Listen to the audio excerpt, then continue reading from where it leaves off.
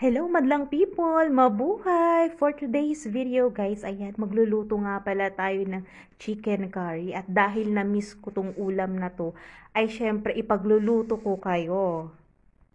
At so ayan na nga guys, hiniwa na ako ditong karni ng manok, sibuyas, luya, bawang, sili, bell pepper, at saka mga sangkap guys, hinihanda ko na yan para sa inyo. So, inihanda ko na nga pala yung ating lutuan. So, nilagyan ko na yan ng mantika.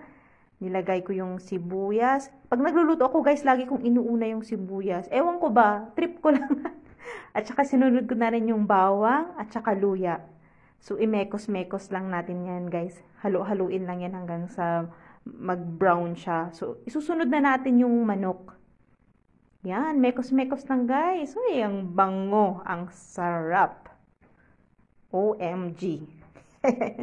So, ayan na. Konting mekos-mekos. Mekos-mekos.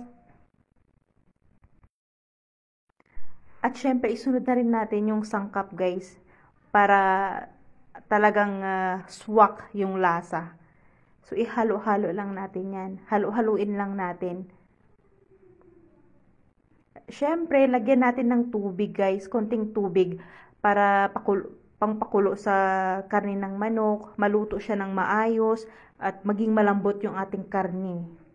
Pre, tatakpan mo muna yan. Hayaan muna natin yan na kumulo ng kumulo dyan.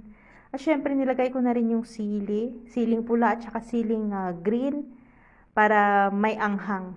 Depende na sa inyo kung gusto nyo ng maanghang guys ha. Sinunod ko na rin yung coconut milk o gata. Kasi ako gusto ko sa pagkain medyo maanghang. So, halo-haluin lang natin yan, pakuluan. So, napakadali lang nito guys, pero ang sarap. Walang halong biro yan, ang sarap. Siyempre, may hinihanda na nga pala akong bell pepper dyan.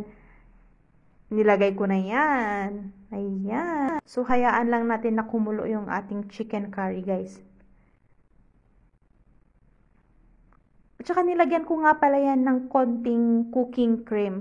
Depende na sa inyo guys kung gusto nyong lagyan ng cooking cream. Basta ako, nilagyan ko siya konti.